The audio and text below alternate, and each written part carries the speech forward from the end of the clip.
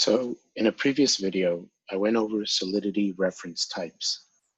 Before I move on, I want to cover in this video a quick gotcha around fixed arrays and dynamic arrays in Solidity. In the Solidity world, there is no issue whatsoever with making a nested dynamic array. However, I'm not working with Solidity alone. Eventually, I want to pull data out of my contract. And I have my contract here. So here's my contract. And actually, this is not my contract here. This is another test contract. It's my contract. That is not my contract. Okay. At any rate, I will just, let's just move on for now. So what I want to be able to do, I want to be able to pull data out of my contract into the JavaScript world so that I can show some data on the screen inside of a web browser or an app or whatever it might be. So the issue here is that I do not yet have the ability to pull a nested dynamic array from the Solidity world over to the JavaScript world. So in the JavaScript world, we can't communicate with Solidity. We cannot receive a nested dynamic array. I believe I have a chart for that as well. Here we go. So you could have something to kind of reference visually. So now what I just said might seem surprising because as we well know in JavaScript, we can certainly print out a nested dynamic array.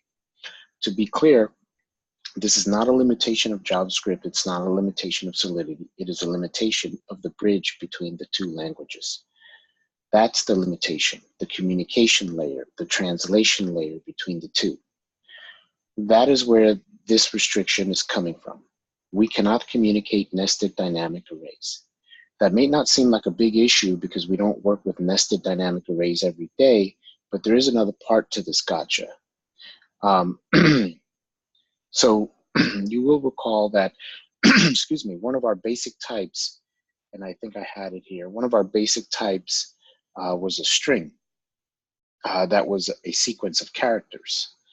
Unfortunately, strings inside Solidity are represented as dynamic arrays. So Solidity stores strings as if they were dynamic arrays. So what happens in light of the fact that strings are nested or strings are dynamic arrays and the fact that we cannot transfer nested dynamic arrays over to the JavaScript world? When you put those together, it means that we cannot transfer arrays of strings over to JavaScript. We can store arrays of strings in Solidity, but we cannot move it over to the JavaScript world. There is a way around this, but I thought I would mention the gotcha because at some point you are going to want to make an array of strings. So here's, let me show you a contract that I have here. Called test, and I have created an array called string, right?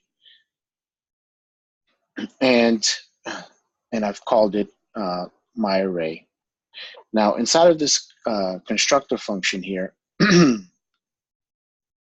I pushed a new string into my array, and then finally I created a get array function that attempts to return the entire array.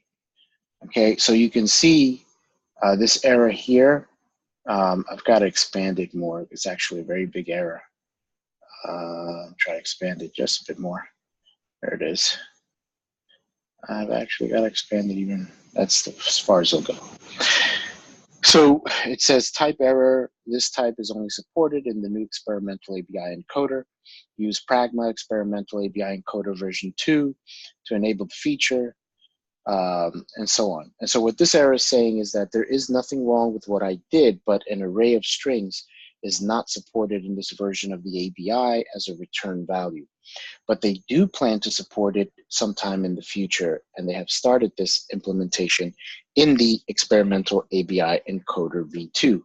So it's not an issue with Solidity. It's not necessarily an issue with JavaScript. It is an issue with communication between the two. So that's my first really big gotcha around Solidity. The whole Ethereum space is a work in progress, and it looks like this will be resolved soon anyway. And as you can see, they are already working to fix this, but it's not fixed yet. Okay, so in a subsequent video, I'm going to start working on my next variable, which is my list of players. I'll see you then.